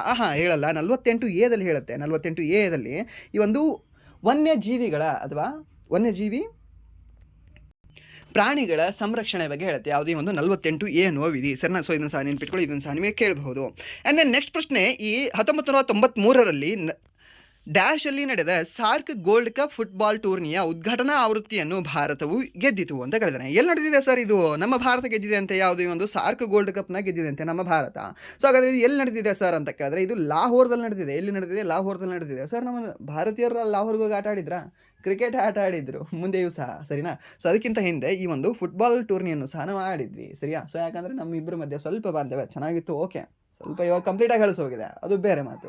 ಬಟ್ ಅದಕ್ಕಿಂತ ಮುಂಚೆ ಓಕೆ ಲೆವೆಲಲ್ಲಾದರೂ ಸಹ ಇತ್ತು. ಸೊ ಇವಾಗ ಆ ರೀತಿ ಸ್ಪೋರ್ಟ್ಸ್ಗಳನ್ನು ಆಯೋಜನೆ ಮಾಡಿ ಓಕೆ ಸ್ವಲ್ಪ ಲೆಕ್ಕಕ್ಕೆ ತರಬೇಕು ಅಂತ ಇಂಡಿಯನ್ಸ್ ಟ್ರೈ ಮಾಡಿದ್ರು. ಬಟ್ ಅದು ಪಾಕಿಸ್ತಾನ ಅವರು ಅರ್ಹರಿಲ್ಲ ಅಂತ ಅದು ನಮಗೆ ಗೊತ್ತಾಯಿತು ಅಷ್ಟೇ. ಸೊ ಇದನ್ನ ನೆನ್ಪಿಟ್ಕೊಳ್ಳಿ. ಯಾವುದು? ಈ ಒಂದು ಲಾಹೋರ್ ಪಾಕಿಸ್ತಾನದಲ್ಲಿ ಸಾರ್ಕ್ ಗೋಲ್ಡ್ ಕಪ್ ಟೂರ್ನಿ ಆ ಉದ್ಘಾಟನಾ ಪಂದ್ಯ ಏನಿದೆ ಅಲ್ವಾ, ಉದ್ಘಾಟನಾ ಒಂದು ಆವೃತ್ತಿ ಏನಿದೆ ಅಲ್ವಾ, ಅದು ನಡೆದಿತ್ತು. ಸೊ ಅದನ್ನು ಗೆದ್ದಿರ್ತಕ್ಕಂಥ ತಂಡ ಯಾವುದು ಅಂತ ಕೇಳಿದ್ರೆ ನಮ್ಮ ಭಾರತ ತಂಡ ಅಂತ ಹೇಳ್ತೀವಿ. ಯಾವಾಗ? 1993ರಲ್ಲಿ. ಓಕೆ, ಸೊ ಇದು ಸಹ ನಿಮಗೆ ಗೊತ್ತಿರಲಿ. ಆ್ಯಂಡ್ ದೆನ್ ನೆಕ್ಸ್ಟ್ ಪ್ರಶ್ನೆ, 2011ರ ಭಾರತ ಜನಗಣತಿಯ ಪ್ರಕಾರ ಈ ಕೆಳಗಿನ ಯಾವ ರಾಜ್ಯವು ಅತ್ಯಂತ ಕಡಿಮೆ ಜನಸಂಖ್ಯಾ ಬೆಳವಣಿಗೆಯನ್ನು ಹೊಂದಿದೆ ಅಂತ ಕೇಳಿದಾನೆ. ಓಕೆ, ಅತಿ ಕಡಿಮೆ ಜನಸಂಖ್ಯಾ ಬೆಳವಣಿಗೆಯನ್ನು ಹೊಂದಿರತಕ್ಕಂಥ ಒಂದು ರಾಜ್ಯ ಯಾವುದು ಅಂತ ಕೇಳಿದ್ರೆ ಕೇರಳ. ಓಕೆ, ಸರ್ ಅತಿ ಹೆಚ್ಚು ಲಿಂಗಾನುಪಾತ ಇದೆ ಅಲ್ವಾ? ಹೌದು, ಇಲ್ಲಿ ಇದೆ. ಬಟ್ ಈ ಜನಸಂಖ್ಯಾ ಬೆಳವಣಿಗೆಯ ಬಗ್ಗೆ ಕೇಳಿದಾನೆ ಆತ. ಸರಿನಾ? ಏನಂತ ಕೇಳಿದಾನೆ? ಜನಸಂಖ್ಯಾ ಬೆಳವಣಿಗೆ ಅತಿ ಕಡಿಮೆ ಯಾವುದು ಅಂತ ಕೇಳಿದಾನೆ. ಅವಾಗ ನಾವು ಹೇಳಬೇಕಾಗುತ್ತೆ ಈ ಒಂದು ಕೇರಳ ಅಂತ. ಆ್ಯಂಡ್ ಅತಿ ಹೆಚ್ಚು ಎಲ್ಲಿ ಸರ್? ಇದೇ ಒಂದು ಬಿಹಾರದಲ್ಲಿ ಅಂತ ಹೇಳ್ತೀವಿ. ಆ್ಯಂಡ್ ನಿಮ್ಗೆ ಇನ್ನೊಂದು ಸಹ ಗೊತ್ತಿರಲಿ, ಅತಿ ಹೆಚ್ಚು ಶಿಶು ಲಿಂಗ ಸಮಾನತೆಯನ್ನು ಹೊಂದಿರತಕ್ಕಂಥ ರಾಜ್ಯ ಯಾವುದು ರೀಸೆಂಟ್ಲಿ ಅಂತ ಕೇಳಿದ್ರೆ ಅವಾಗ ನಾವು ಹೇಳಬೇಕಾಗುತ್ತೆ ಹರಿಯಾಣ ಅಂತ. ಓಕೆ, ಇದು ಸಹ ನಿಮಗೆ ಗೊತ್ತಿರಲಿ. ಓಕೆ, ಆ್ಯಂಡ್ ದೆನ್ ನೆಕ್ಸ್ಟ್, 2011ರ ಜನಗಣತಿಯ ಪ್ರಕಾರ ಸಪ್ತ ಸೋದರಿ ಅಲ್ಲ ಸಹೋದರಿ ರಾಜ್ಯಗಳಲ್ಲಿ ಯಾವ ರಾಜ್ಯವು ಅತ್ಯಂತ ಹೆಚ್ಚು ಸಾಕ್ಷರತಾ ದರವನ್ನು ಹೊಂದಿದೆ ಅಂತ. ಓಕೆ, ಸೊ ಯಾವ ರಾಜ್ಯ ಹೊಂದಿದೆ ಸರ್, ಯಾವುದಾ ರಾಜ್ಯ ಅಂತ ಕೇಳಿದ್ರೆ ಮಿಜೋರಾಂ. ಆ್ಯಂಡ್ ನಿಮ್ಗೆ ಇನ್ನೊಂದು ಸಹ ಗೊತ್ತಿರಲಿ, ಈ ಒಂದು ಉಲ್ಲಾಸ್ ಯೋಜನೆ ಅಡಿಯಲ್ಲಿ ಕಂಪ್ಲೀಟ್ ಸಾಕ್ಷರತೆಯನ್ನು ಸಾಧಿಸಿರ್ತಕ್ಕಂಥ ರಾಜ್ಯ ಯಾವುದು ಅಂತ ಕೇಳಿದ್ರೆ ಮಿಜೋರಾಂ ರಾಜ್ಯ. ಸರ್ ಸೆಕೆಂಡ್ ರಾಜ್ಯ ಯಾವುದು ಸರ್, ಸೆಕೆಂಡ್ ನಿಮ್ಗೆ ಯಾವುದು ಅಂದರೆ ಗೋವಾ ಬರುತ್ತೆ. ಸರ್ ಥರ್ಡ್ ಯಾವುದು ರಾಜ್ಯ ಸರ್, ತ್ರಿಪುರಾ ರಾಜ್ಯ ಅಂತ ಹೇಳ್ತೀವಿ. ಆ್ಯಂಡ್ ದೆನ್ ಫೋರ್ತ್ ರಾಜ್ಯ ಯಾವುದು sir, Himachal Pradesh. And then next ಯಾವುದು ಅಂತ ಕೇಳಿದ್ರೆ ಒಂದು ಲಡಾಖ್ ಅಂತ ಹೇಳ್ತೀವಿ ಸರ್ನ. ಸೊ ಅದು ಸಹ ನಿಮಗೆ ಗೊತ್ತಿರಲಿ, ಇದು ಸಹ ನಿಮಗೆ ಕೇಳಬಹುದು. ಸೊ ಮೊದಲ ಕೇಂದ್ರಾಡಳಿತ ಪ್ರದೇಶ ಅಂತ ಕೇಳಿದ್ರೆ ಲಡಾಖ್, ಹಾಗೆ ನಿಮಗೆ ಮೊದಲ ಒಂದು ರಾಜ್ಯ ಅಂತ ಕೇಳಿದ್ರೆ ಮಿಜೋರಾಂ ಅಂತ ಹೇಳಬೇಕಾಗುತ್ತೆ. ಆ್ಯಂಡ್ ಇನ್ನೊಂದು ನಿಮಗೆ ಪ್ರಶ್ನೆ ನಾನು ಕೇಳ್ತೀನಿ. ಸೊ ಹಾಗಾದರೆ ಕಂಪ್ಲೀಟ್ ಲಿಟ್ರೇಸಿ ಸ್ಟೇಟ್ ಅಂದರೆ, ಇಲ್ಲ ಅಂದರೆ ಸಂಪೂರ್ಣ ಸಾಕ್ಷರತೆ ರಾಜ್ಯ ಅಂದರೆ ಎಷ್ಟು ಸಾಕ್ಷರತೆಯನ್ನು ಸಾಧಿಸಿರಬೇಕು? 100, 98, 99, 95, 94, 90 ಅಥವಾ 90ರ ಮೇಲೆ ಎಷ್ಟಾಗ್ಬೋದು ಹೇಳ್ಬೋದಾ? ಎಷ್ಟಿದೆ? ಎಷ್ಟು ಅಂತ ಕೇಳಿದ್ರೆ 95%ಗಿಂತ ಮೇಲ್ಗಡೆ ಏನಾದರೂ ಸಾಕ್ಷರತೆಯನ್ನು ಸಾಧಿಸಿದರೆ ಅದನ್ನು ನಾವೇನಂತ ಹೇಳ್ತೀವಿ ಅಂದರೆ ಸಂಪೂರ್ಣ ಸಾಕ್ಷರತಾ ರಾಜ್ಯ ಅಂತ ಕನ್ಸಿಡರ್ ಮಾಡ್ತೀವಿ. ಸರ್ ಹಾಗಾದರೆ ಮಿಜೋರಾಂ ಕಂಪ್ಲೀಟಾಗಿ ಈ ಒಂದು 95 ದಾಟಿದೆಯಾ? ಹೌದು, ಈ 5 ಸಹ 95ನ್ನು ದಾಟಿದ್ದಾವೆ. ಬಟ್ ಅದರಲ್ಲಿ 100 ಎಷ್ಟು ಪೂರ್ಣಗೊಂಡಿಸಿವೆ? ಯಾವುದು ಹೇಳ್ಬೋದಾ? ಯಾವುದು? ಗೋವಾ. ಓಕೆ, ಈ ಗೋವಾ ಏನಿದೆ ಅಲ್ವಾ, ಕಂಪ್ಲೀಟ್ 100% ಲಿಟ್ರಸಿನೇ ಹೊಂದಿದೆ. ಓಕೆ, 100%. ಸರ್ ಮಿಜೋರಾಂ ಅಂತ ಹೇಳಿದ್ರೆ ಇವಾಗಲೇ ಫಸ್ಟ್, ಹೌದು ಮಿಜೋರಾಂ ಹೊಂದಿದೆ, ಬಟ್ ಅದು 98% ಇದೆ. ಬಟ್ ಅದು ಮೊದಲ ಈ ಸಂಪೂರ್ಣ ಸಾಕ್ಷರತೆಯನ್ನು ಕ್ರಾಸ್ ಮಾಡಿರ್ತಕ್ಕಂಥ ರಾಜ್ಯ ಆಗಿದೆ. ಬಟ್ 100% ಇದೆ ಅಂತ ನಾನು ಹೇಳಿಲ್ಲ ಅಲ್ವಾ, ಸಂಪೂರ್ಣ ಅಂತ ಹೇಳಿದ್ದೀನಿ. ಸಂಪೂರ್ಣ ಅಂದರೆ ಎಷ್ಟಿದೆ? 95ಕ್ಕಿಂತ ಜಾಸ್ತಿ ಅಂತ ಇವಾಗಲೇ ಹೇಳಿದೆ, ಅದು ಸಹ ನಿಮಗೆ ಗೊತ್ತಿರಬೇಕಾಗತ್ತೆ. ಬಟ್ ಇಲ್ಲಿ ಲಾಸ್ಟ್ ಇಯರ್ ಸ್ವಲ್ಪ ನೋಡಿಕೊಂಡ್ರೆ ಲೈಕ್ ಕ್ವಶನ್ಗಳು ಹೇಗೆ ಬರ್ತಿದೆ ಅಂದರೆ, ಈ ಒಂದು ಸಪ್ತ ಸಹೋದರ ರಾಜ್ಯಗಳಲ್ಲಿ ಈ ಒಂದು ಜನಗಣತಿಯ ಬಗ್ಗೆ ಕೇಳ್ತಿದ್ದಾನೆ. ಲೈಕ್ ಅತಿ ದೊಡ್ಡ ಒಂದು ಸಪ್ತ ಸಹೋದರ ರಾಜ್ಯಗಳಲ್ಲಿ ದೊಡ್ಡ ರಾಜ್ಯ ಯಾವುದು ಕಂಡು ಬರುತ್ತೆ ಅಂತ ಕೇಳ್ತಾನೆ ನಿಮಗೆ. ಅವಾಗ ಯಾವ್ದು ಹೇಳ್ತೀರಾ ಸರ್? ಈ ಒಂದು Arunachal Pradesh sir. And then ಅತಿ ಕಡಿಮೆ ಇರೋದು ಯಾವುದು ಸರ್ ಅಂತ ಕೇಳ್ತಾನೆ. ಅವಾಗ ನೀವು ಯಾವ್ದು ಹೇಳ್ತೀರಾ? Sir Tripura sir. And then next ಅತಿ ಹೆಚ್ಚು ಈ ಸಾಕ್ಷರತೆಯನ್ನು ಹೊಂದಿರತಕ್ಕಂಥ ರಾಜ್ಯ ಯಾವುದು ಅಂತ ಕೇಳ್ತಾನೆ. ಸರ್ ಮಿಜೋರಾಂ ರಾಜ್ಯ. ಆ್ಯಂಡ್ ದೆನ್ ಸರ್ ಅತಿ ಕಡಿಮೆ ಸಾಕ್ಷರತೆಯನ್ನು ಹೊಂದಿರತಕ್ಕಂಥ ರಾಜ್ಯ ಯಾವುದು ಸರ್? ಅರುಣಾಚಲ್ ಪ್ರದೇಶ ಅಂತ ಹೇಳಬೇಕಾಗುತ್ತೆ. ಆ್ಯಂಡ್ ದೆನ್ ನೆಕ್ಸ್ಟ್ ನಿಮಗೆ ಯಾವ್ದು ಕೇಳ್ಬೋದು? ಅತಿ ಹೆಚ್ಚು ಜನಸಂಖ್ಯೆಯನ್ನು ಹೊಂದಿರತಕ್ಕಂಥ ರಾಜ್ಯ ಯಾವುದು ಅಂತ ಕೇಳ್ತಾನೆ. ಅವಾಗ ನೀವು ಹೇಳಬೇಕಾಗುತ್ತೆ ಅಸ್ಸಾಂ ಅಂತ. ಆ್ಯಂಡ್ ಅತಿ ಕಡಿಮೆ ಯಾವುದು ಅಂತ ಕೇಳ್ತಾನೆ. ಅವಾಗ ನೀವು ಹೇಳಬೇಕಾಗುತ್ತೆ ಯಾವುದು ಸರ್? ಅಗೇನ್ ತ್ರಿಪುರಾ ಅಂತ. ಓಕೆ, ಇದು ಸಹ ನಿಮಗೆ ಗೊತ್ತಿರಬೇಕಾಗುತ್ತೆ. ಆ್ಯಂಡ್ ದೆನ್ ನೆಕ್ಸ್ಟ್ ಪ್ರಶ್ನೆ, ಋಗ್ವೇದದಲ್ಲಿ ಉಲ್ಲೇಖಿಸಲಾದ ಸಪ್ತ ಸಿಂಧುಗಳ ನದಿಗಳ ಒಂದು ಭಾಗವಾದ ಸಟ್ಲೇಜ್ ನದಿಗೆ ಇದ್ದ ವೈದಿಕ ಹೆಸರೇನು ಅಂತ ಕೇಳಿದ್ದಾನೆ ಸರ್ನಾ. ಏನಿದೆ ಇದರ ಒಂದು ವೈದಿಕ ಹೆಸರು ಏನಿದೆ ಅಂತ ಕೇಳಿದ್ರೆ ಒಂದು ಶತುದ್ರಿ ಇದೆ ಅಂತ ಹೇಳ್ತೀವಿ ಸರ್ನ. ಏನಿಲ್ಲ, ಸಟ್ಲೇಜ್ ಅಲ್ವಾ ಶತುದ್ರಿ, ಇಷ್ಟೇ ನೆನ್ಪಿಟ್ಕೊಳ್ಳಿ. ಅಸ್ಕಿನಿ ಆಸ್ಕ್, ಹೇಗೆ ನೆನ್ಪಿಟ್ಕೊಳ್ಳಿ? ಆಸ್ಕ್. ಯಾರು ನಮ್ಮನ್ನು ಆಸ್ಕ್ ಮಾಡ್ತಾರೆ ರೀ ಜಾಸ್ತಿ? ನಮ್ಮ ಸುತ್ತಿರೋರು ಯಾರು ಮಾಡ್ತಾರೆ? ಚೀನಾದವ್ರು ಮಾಡ್ತಾರೆ. ಚಿನಾಬ್ ಅಂತ ನೆನ್ಪಿಟ್ಕೊಳ್ಳಿ ಸಾಕು. ಓಕೆ, ಹಾಗಾಯಿತು. ಆ್ಯಂಡ್ ದೆನ್ ನೆಕ್ಸ್ಟ್ ಸರ್, ಇದು ಪರುಷ್ಟಿ ಬರ್ತಿದೆ, ರಾವಿ ಅಂತ ನೆನ್ಪಿಟ್ಕೊಳ್ಳಿ. ಓಕೆ, ಆ್ಯಂಡ್ ದೆನ್ ಇಲ್ಲಿ ಒಂದು ವಿತಾಸ್ತ ಮತ್ತು ವಿಪಾಸ್ ಅಂತ ಬರುತ್ತೆ. ಸೊ ಅದನ್ನು ನಿಮಗೆ ಮತ್ತೊಂದು ಸರಿ ಹೇಳಿರ್ತೇನೆ. ಓಕೆ, ಬಟ್ ಇವಾಗ ಫಸ್ಟ್ ಇದನ್ನು ನೀವು ನೆನ್ಪಿಟ್ಕೊಳ್ಳಿ. ಓಕೆ, ಆ್ಯಂಡ್ ದೆನ್ ನೆಕ್ಸ್ಟ್ ಪ್ರಶ್ನೆ, ಭಾರತ ಸಂವಿಧಾನದ ಯಾವ ಸಂವಿಧಾನಿಕ ತಿದ್ದುಪಡಿಯು ಭಾರತದಲ್ಲಿ ಹಿಂದುಳಿದ ವರ್ಗಗಳ ರಾಷ್ಟ್ರೀಯ ಆಯೋಗ ಸ್ಥಾಪನೆಗೆ ಸಂಬಂಧಿಸಿದೆ ಅಂತ. ಓಕೆ, ಸೊ ಯಾವ ಒಂದು ತಿದ್ದುಪಡಿ ಅಂತ ಕೇಳಿದ್ರೆ ಈ 102ನೇ ತಿದ್ದುಪಡಿ ಅಂತ ಹೇಳ್ತೀವಿ ಸರ್. ಎಷ್ಟನೇ ತಿದ್ದುಪಡಿ? 102ನೇ ತಿದ್ದುಪಡಿ. ಸೊ ಇದರ ಮೂಲಕ 338B ಆರ್ಟಿಕಲ್ ಅನ್ನು ನಾವು ಸೇರ್ಪಡೆಯನ್ನು ಮಾಡ್ಕೊಳ್ತೀವಿ ಸರಿನಾ. ಆ್ಯಂಡ್ ದೆನ್ ನೆಕ್ಸ್ಟ್ ಈ ಒಂದು OBC ಆಯೋಗ ಸ್ಥಾಪನೆ ಆಗುತ್ತೆ ಯಾವಾಗ? 2018ರಲ್ಲಿ. ಆ್ಯಂಡ್ ದೆನ್ ನೆಕ್ಸ್ಟ್ ಸರ್, ಇದು ST ಆಯೋಗ ಸಹ ಸ್ಥಾಪನೆ ಆಗುತ್ತಲ್ಲ ಸರ್. ಯಾವಾಗ ಅದು ಸ್ಥಾಪನೆ ಆಗಿರೋದು? 2004ರಲ್ಲಿ. ಯಾವುದು? ST ಆಯೋಗ ಅಂತ ಹೇಳ್ತೀವಿ. ಸೊ ಇಲ್ಲಿ ನಿಮ್ಗೆ ಕನ್ಫ್ಯೂಷನ್ ಆಗ್ತದೆ, ಸುಮ್ಮನೆ ಒಂದು ಸರಿ ಬರೆದು ಬಿಡ್ತೀನಿ ನೋಡಿ. 338A 338B.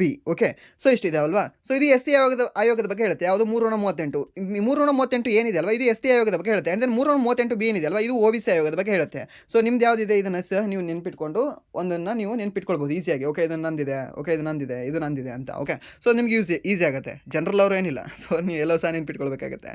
ಸೊ ಈಗ ಗೊತ್ತಾ. ಆ್ಯಂಡ್ ದೆನ್ ನೆಕ್ಸ್ಟ್ ಇದರ ಬಗ್ಗೆ ಇದು ಮೂಲ ಸಂವಿಧಾನದಲ್ಲೇ ಇತ್ತು. ಇದು 338. ಓಕೆ, ಮೀನ್ಸ್ ಈ ಒಂದು ST ಆಯೋಗ ಏನಿದೆ ಅಲ್ವಾ, ಇದು ಮೂಲ ಸಂವಿಧಾನದಲ್ಲೇ ಇತ್ತು. ಬಟ್ ST ಆಯೋಗ ಮತ್ತು ಈ ಒಂದು OBC ಆಯೋಗ ಮೂಲ ಸಂವಿಧಾನದಲ್ಲಿ ಇರಲಿಲ್ಲ. ಸೊ ಅದಕ್ಕೆ ಈ ST ಆಯೋಗವನ್ನು 89ನೇ ತಿದ್ದುಪಡಿ ಮೂಲಕ ಸೇರ್ಪಡೆ ಮಾಡಿದ್ರೆ ಈ OBC ಆಯೋಗ ಏನಿದೆ ಅಲ್ವಾ, ಇದನ್ನ 102ನೇ ತಿದ್ದುಪಡಿ ಮೂಲಕ ಸೇರ್ಪಡೆ ಮಾಡ್ತಾರೆ ಸರ್. ಹಾಗಾದ್ರೆ 89ನೇ ತಿದ್ದುಪಡಿ ಆಗಿರೋದು ಯಾವಾಗ? 2004ರಲ್ಲಿ. ಇವಾಗ ಜಸ್ಟ್ ನಿಮಗೆ ಹೇಳೋದಲ್ವಾ ಅದನ್ನು. ಅಂದರೆ ನೆಕ್ಸ್ಟ್ 102ನೇ ತಿದ್ದುಪಡಿ ಆಗಿರೋದು ಯಾವಾಗ ಸರ್? ಇಲ್ಲಿದೆ ನೋಡಿ, 2018ರಲ್ಲಿ. ಓಕೆ, ಇದನ್ನು ಸಹ ನೀವು ನೆನ್ಪಿಟ್ಕೊಳ್ಳಿ. ಸೊ ಇದ್ರ ಮೇಲೆ ನಿಮಗೆ ಪ್ರಶ್ನೆನ ಕೇಳ್ತಾನೆ. ಆ್ಯಂಡ್ ದೆನ್ ನೆಕ್ಸ್ಟ್ 101ನೇ ತಿದ್ದುಪಡಿ ಎದಕ್ಕೆ ಸಂಬಂಧಪಟ್ಟಿದೆ?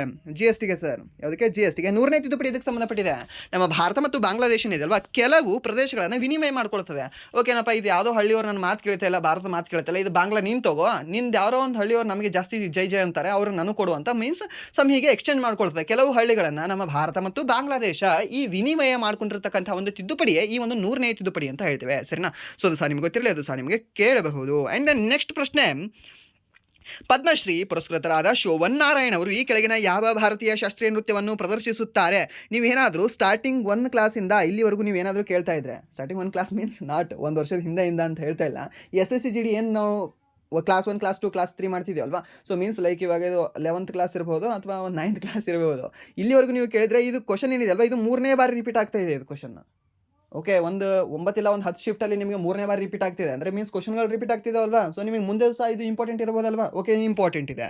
ಸೊ ಅದಕ್ಕೆ ನೆನ್ಪಿಟ್ಕೊಳ್ಳಿ ಯಾರು ಅಂದರೆ ಈ ಒಂದು ಶೋಭನ್ ನಾರಾಯಣ್ ಅವರು ಏನಿದಾರಲ್ವಾ, ಈ ಶೋಭನ್ ನಾರಾಯಣ್ ಅವರು ಕಥೆಗೆ ಸಂಬಂಧಪಟ್ಟಿದ್ದಾರೆ. ಆ್ಯಂಡ್ ದೆನ್ ಎಲ್ಲ ಈ ಮಹಾರಾಜ್ಗಳು ಸರಿನಾ, ಎಲ್ಲ ಮಹಾರಾಜ್ ಫ್ಯಾಮಿಲಿ ಏನಿದೆ ಅಲ್ವಾ, ಇದೇ ಒಂದು ಕಥೆಗೆ ಸಂಬಂಧಪಟ್ಟಿದೆ. ಆ್ಯಂಡ್ ದೆನ್ ಸಿತಾರಾ ದೇವಿ ಅಂತ ಹೇಳ್ತೀವಿ, ಆ್ಯಂಡ್ ದೆನ್ ಈ ಒಂದು ರಾಮಚಂದ್ರ ಅಂತ ಹೇಳ್ತೀವಿ ಸರಿನಾ. ಸೊ ಇವರು ಸಹ ಸಂಬಂಧಪಟ್ಟಿರೋದು ಅದಕ್ಕೆ ಅಂತ ಕೇಳಿದ್ರೆ ಇದೇ ಒಂದು ಕಥೆಗೆ ಅಂತ ಹೇಳ್ತೀವಿ ಸರಿನಾ. ಸೊ ಇವರು ಎಲ್ಲರೂ ಸಹ ಯಾವ ಘರಾಣಕ್ಕೆ ಸಂಬಂಧಪಟ್ಟಿರ್ತಾರೆ ಅಂದರೆ ಆಲ್ಮೋಸ್ಟ್ ಈ ಒಂದು ಲಕ್ನೋ ಘರಾಣಕ್ಕೆ ಸಂಬಂಧವನ್ನು ಪಟ್ಟಿರ್ತಾರೆ, ಯಾರು ಕಥಕ್ಗೆ ಸಂಬಂಧಪಟ್ಟಿರ್ತಕ್ಕಂತಹ ವ್ಯಕ್ತಿಗಳು. ಆ್ಯಂಡ್ ದೆನ್ ಈ ಒಂದು ಕಥಕ್ ಎಲ್ಲಿ ಕಂಡುಬರುತ್ತೆ ಸರ್, ಉತ್ತರ ಪ್ರದೇಶದಲ್ಲಿ ಕಂಡುಬರ್ತಕ್ಕಂಥ ಒಂದು ಶಾಸ್ತ್ರೀಯ ನೃತ್ಯವಾಗಿದೆ ಇದು ಯಾವುದು, ಈ ಒಂದು ಕಥಕ್ ಅನ್ನುವುದು. ಆ್ಯಂಡ್ ದೆನ್ ನೆಕ್ಸ್ಟ್ ಪ್ರಶ್ನೆ, 2024ರ ಜೂನ್ನಲ್ಲಿ ಕೇಂದ್ರ ಮಹಿಳಾ ಮತ್ತು ಮಕ್ಕಳ ಕಲ್ಯಾಣ ಸಚಿವರಾಗಿ ಯಾರನ್ನು ನೇಮಿಸಲಾಗಿದೆ ಅಂತ ಕೇಳಿದಾನೆ. ಓಕೆ, ಸೊ ನಿಮಗೆ ಸಚಿವರ ಮೇಲೂ ಸಹ ಪ್ರಶ್ನೆ ಕೇಳ್ತಾನೆ, 1 or 2 ಪ್ರಶ್ನೆ ಕೇಳ್ತಾನೆ. ಇಫ್ ನಿಮಗೆ ಬಂತು ಅಂದರೆ ಒಂದು ಕ್ವಶನ್ ಬರುತ್ತೆ, ಇಲ್ಲಾಂದರೆ ಒಂದು 2 ಕ್ವಶನ್ ಬರುತ್ತೆ, ಇಲ್ಲಾಂದರೆ ಬರೋದಿಲ್ಲ. ಓಕೆ, ಸೊ ಅಷ್ಟೇ. ಬಟ್ ನಿಮಗೆ ಬಂತು ಅಂದರೆ ಒಂದು 2 ಕ್ವಶನ್ ಬಂತು ಅಂದರೆ ನಿಮಗೆ 4 ಮಾರ್ಕ್ಸ್ ಆಯ್ತಲ್ಲಿ. ಸೊ ಅದಕ್ಕೆ ಇದನ್ನು ಸಹ ನೀವು ನೋಡ್ಕೊಳ್ಳಿ, ಇದನ್ನು ಸಹ ನಿಮಗೆ ಒಂದು ಕ್ಲಾಸಲ್ಲಿ ಕಂಪ್ಲೀಟಾಗಿ ಮಾಡಿಕೊಡ್ತೇನೆ. ಓಕೆ, ಸೊ ಇದಕ್ಕೆ ಯಾರು ಅಂತ ನೋಡೋದಾದರೆ ಈ ಅನ್ನಪೂರ್ಣಾದೇವಿ ಅಂತ ಹೇಳ್ತೀವಿ ಸರ್. ಏನು ಮಹಿಳೆ ಮತ್ತು ಮಕ್ಕಳಿಗೆ ಅನ್ನವನ್ನು ಹಾಕಿರ್ತಕ್ಕಂಥ ಅನ್ನಪೂರ್ಣಾದೇವಿ ಅಂತ. ಓಕೆ, ಮೀನ್ಸ್ ಹೆಸರು ಇದ್ದಾಗ ಇವರು ಇರೋದಿಲ್ಲ, ಬಟ್ ನಿಮಗೆ ನೆನಪಿಟ್ಕೊಳ್ಳೋಕ್ಕೆ ಟ್ರಿಕ್ ಹೇಳ್ತಿದ್ದೀನಿ ಅಷ್ಟೇ. ಅದೇ ನಿರ್ಮಲಾ ಸೀತಾರಾಮನ್. ಓಕೆ, ರೀಸೆಂಟಾಗಿ ಒಂದು ಮೇಮ್ಸ್ ನೋಡಿದೆ, ಲೈಕ್ ಹೇಗೆ ಅಂತಂದರೆ ಈ ಜನರ ರಕ್ತ ಏನಿದೆ ಅಲ್ವಾ, ಅದು ಸಿಪ್ ಥರ ಮೀನ್ಸ್ ಒಂದು ರೀತಿ ಬಾಟಲ್ ಥರ ಕೈಲಿ ಇಟ್ಕೊಂಡು ಅದನ್ನು ಸಿಪ್ ಮಾಡ್ತಿರ್ತಾರೆ ಸರಿಯಾ. ಸೊ ಅದರಲ್ಲಿ ಇವ್ರ ಫೋಟೋನೇ ಇದೆ, GST ಅದು ಇದು ಟ್ಯಾಕ್ಸ್ ಅಂತ ಹಾಕಿ ನಮ್ಮ ಭಾರತವನ್ನು. ಓಕೆ, ಸೊ ಇವ್ರನ್ನ ಸಹ ನೀವು ನೆನ್ಪಿಟ್ಕೊಳ್ಳಿ, ಯಾರು ಫೈನಾನ್ಸ್ ಮಿನಿಸ್ಟರ್ ಅಂತ ಹೇಳ್ತೀವಿ. ಆ್ಯಂಡ್ ದೆನ್ ನೆಕ್ಸ್ಟ್ ಈ ಅನುಪ್ರಿಯಾ ಪಟೇಲ್ ಮತ್ತು ರಕ್ಷಾ ಇವರೇನಿಲ್ಲ, ಇವ್ರ ಸಂಬಂಧ ಇಲ್ಲ. ಓಕೆ, ಸೊ ಇಲ್ಲಿ ಇವರು ಹೆಸರನ್ನ ನೀವು ನೆನ್ಪಿಟ್ಕೊಳ್ಳಿ. ಆ್ಯಂಡ್ ದೆನ್ ನೆಕ್ಸ್ಟ್ ಪ್ರಶ್ನೆ, 1919ರಲ್ಲಿ ಜಾರಿಗೆ ಬಂದ ಯಾವ ಕಾಯ್ದೆಯು ಬ್ರಿಟಿಷ್ ಭಾರತದ ಪ್ರಾಂತ್ಯಗಳಲ್ಲಿ ದ್ವಿಪ್ರಭುತ್ವ ವ್ಯವಸ್ಥೆಯನ್ನು ಪರಿಚಯಿಸಿತು ಅಂತ. ಓಕೆ, ಮೀನ್ಸ್ ಈ ಒಂದು ಕೇಂದ್ರದಲ್ಲಿ ದ್ವಿಪ್ರಭುತ್ವ, ಹಾಗೆ ಒಂದು ಎಂತ ಪ್ರಾಂತ್ಯಗಳಲ್ಲಿ ದ್ವಿಪ್ರಭುತ್ವ ಅಂತ 2 ಬರುತ್ತೆ. ಓಕೆ, ಸೊ ಈ ಒಂದು ಪ್ರಾಂತ್ಯಗಳಲ್ಲಿ ದ್ವಿಪ್ರಭುತ್ವ ಅಂತ ಕೇಳಿದ್ರೆ ಅದು 1919ರ ಭಾರತ ಸರ್ಕಾರ ಕಾಯ್ದೆ ಅಂತ ಹೇಳ್ತೀವಿ. ಆ್ಯಂಡ್ ದೆನ್ ಕೇಂದ್ರದಲ್ಲಿ ದ್ವಿಪ್ರಭುತ್ವ ಅಂತ ಕೇಳಿದ್ರೆ ಹೆಸರಿನಲ್ಲಿ ಒಂದು ಸೆಂಟ್ರಲಲ್ಲಿ ದ್ವಿಪ್ರಭುತ್ವ ಅಂತ ಕೇಳಿದ್ರೆ ಅವಾಗ ನಾವು ಹೇಳಬೇಕಾಗುತ್ತೆ 1935ರ ಈ ಕಾಯ್ದೆ ಭಾರತ ಸರ್ಕಾರ ಕಾಯ್ದೆ ಅಂತ. ಓಕೆ, ಸೊ ಇಲ್ಲೇನಿಲ್ಲ, ಇದು ಒಂದು 1773ರಲ್ಲಿ ಈ ಒಂದು ರೌಲತ್ ಕಾಯ್ದೆ ಬರುತ್ತೆ. ಅದೇ ಇಂಡಿಯನ್ ಕೌನ್ಸಿಲ್ ಆ್ಯಕ್ಟ್, ಈ ಒಂದು ವರ್ನಾಕ್ಯುಲರ್ ಪ್ರೆಸ್ ಆ್ಯಕ್ಟ್ ಇದು ಬಂದಿರೋದು ಯಾವಾಗ ಅಂದರೆ 1878ರಲ್ಲಿ ಅಂತ ಹೇಳ್ತೀವಿ ಸರ್. ಯಾವುದೇ ಒಂದು ವರ್ನಾಕ್ಯುಲರ್ ಪ್ರೆಸ್ ಆ್ಯಕ್ಟ್ ಇದು ಸಹ ನಿಮ್ಗೆ ಗೊತ್ತಿರಲಿ. ಬಟ್ ಇಲ್ಲಿ ಭಾರತ ಸರ್ಕಾರ ಕಾಯ್ದೆ. ಓಕೆ, ಇದೇನಿಲ್ಲ, ಕ್ವಶನ್ ಡಮ್ಮಿ ಇದೆ ಇದು. ಬಟ್ ಇದನ್ನು ಯಾವ ಹೆಸರಿನಿಂದ ಸಹ ಕರಿತೀವಿ ಅಂತ ಕೇಳಿದ್ರೆ ಅವಾಗ ನೀವು ಹೇಳಬೇಕಾಗುತ್ತೆ ಈ ಮಾಂಟೆಗೋ ಚಮ್ಸ್ಬರ್ಡ್ ಕಾಯ್ದೆ ಅಂತ ಕರಿತೀವಿ ಸರ್. ಈ ಒಂದು 1919ರ ಕಾಯ್ದೆನ ನಾವು ಮಾಂಟೆಗೋ ಚಮ್ಸ್ಬರ್ಡ್ ಕಾಯ್ದೆ ಅಂತ ಕರಿತೀವಿ. ಆ್ಯಂಡ್ ದೆನ್ 1909ರ ಕಾಯ್ದೆಯನ್ನು ನಾವು ಯಾವ ಹೆಸರಿನಿಂದ ಕರಿತೀವಿ ಸರ್, ಅವಾಗ ನೀವು ಹೇಳಬೇಕಾಗುತ್ತೆ ಮಿಂಟೋ ಮಾರ್ಲೆ ಕಾಯ್ದೆ ಅಂತ ಕರಿತೀವಿ ಸರ್. ಸೊ ಇದೇನಿಲ್ಲ, ಜಸ್ಟ್ ಹಿಸ್ಟ್ರಿ, ಸಿಂಪಲ್ ಹಿಸ್ಟ್ರಿ ಇದು. ಆ್ಯಂಡ್ ದೆನ್ ನೆಕ್ಸ್ಟ್ ಪ್ರಶ್ನೆ, 2ನೇ ಪಂಚವಾರ್ಷಿಕ ಯೋಜನೆಯ ಅಭಿವೃದ್ಧಿಗೆ ಚರಿತ್ರಾರ್ಹ ಕೊಡುಗೆಯನ್ನು ನೀಡಿದವರು ಯಾರು ಸರ್? ಇವಾಗ ಜಸ್ಟ್ ಒಂದು 3-4 ಹೆಸರು ಹೇಳ್ತೀನಿ, ನೆನ್ಪಿಟ್ಕೊಳ್ಳಿ. 1ನೇ ಪಂಚವಾರ್ಷಿಕ ಯೋಜನೆ, 2ನೇ ಪಂಚವಾರ್ಷಿಕ ಯೋಜನೆ, 3 ಮತ್ತು 4ನೇ ಪಂಚವಾರ್ಷಿಕ ಯೋಜನೆ, ಆ್ಯಂಡ್ ದೆನ್ 8ನೇ ಪಂಚವಾರ್ಷಿಕ ಯೋಜನೆ.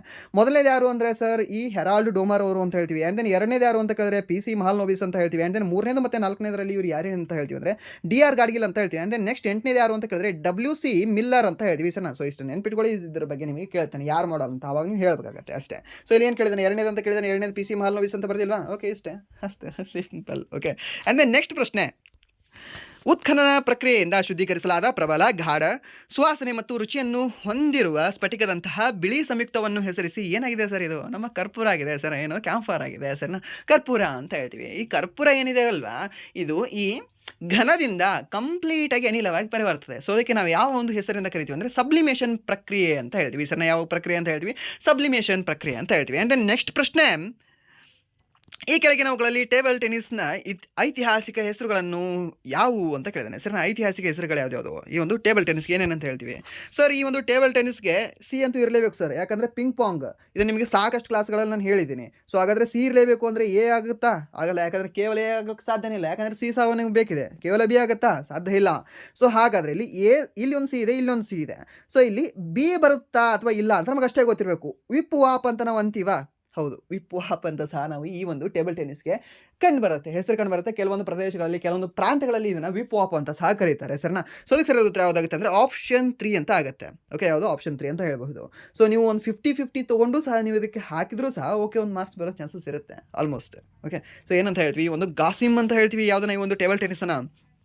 ವಿಫ್ ವಾಫ್ ಅಂತ ಹೇಳ್ತೀವಿ, ಅಂದರೆ ನೀವೊಂದು ಪಿಂಗ್ ಪಾಂಗ್ ಅಂತ ಹೇಳ್ತೀವಿ ಸರಿನಾ. ಪಿಂಗ್ ಪಾಂಗ್ ಎಲ್ಲಿಗೆ ಹೇಳ್ತೀವಿ ನಾವು ಅದನ್ನು?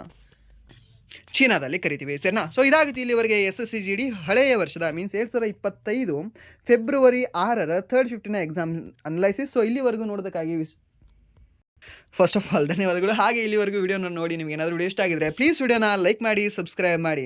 ಇಫ್ ನಿಮಗೆ ವಿಡಿಯೋ ಇಷ್ಟ ಆಗಲಿಲ್ಲ ಅಂದರೆ ಆಬ್ವಿಯಸ್ಲಿ ಡಿಸ್ಲೈಕ್ ಮಾಡಿ ಅಂತ ಹೇಳ್ತಾ, ಹಾಗೆ ನಿಮಗೆ ಏನಾದರೂ ಇಷ್ಟ ಆಗಿ ಲೈಕ್ ಮಾಡಿದ್ರಿ ಅಂತಂದರೆ ಪ್ಲೀಸ್ ನಿಮ್ಮ ಫ್ರೆಂಡ್ಸ್ಗೂ ಸಹ ಶೇರ್ ಮಾಡಿ ಅಂತ ಹೇಳ್ತಾ ವಿಡಿಯೋನ ಇಲ್ಲಿಗೆ ಏನು ಮಾಡ್ತಿದ್ದೀನಿ. Once again thank you so much.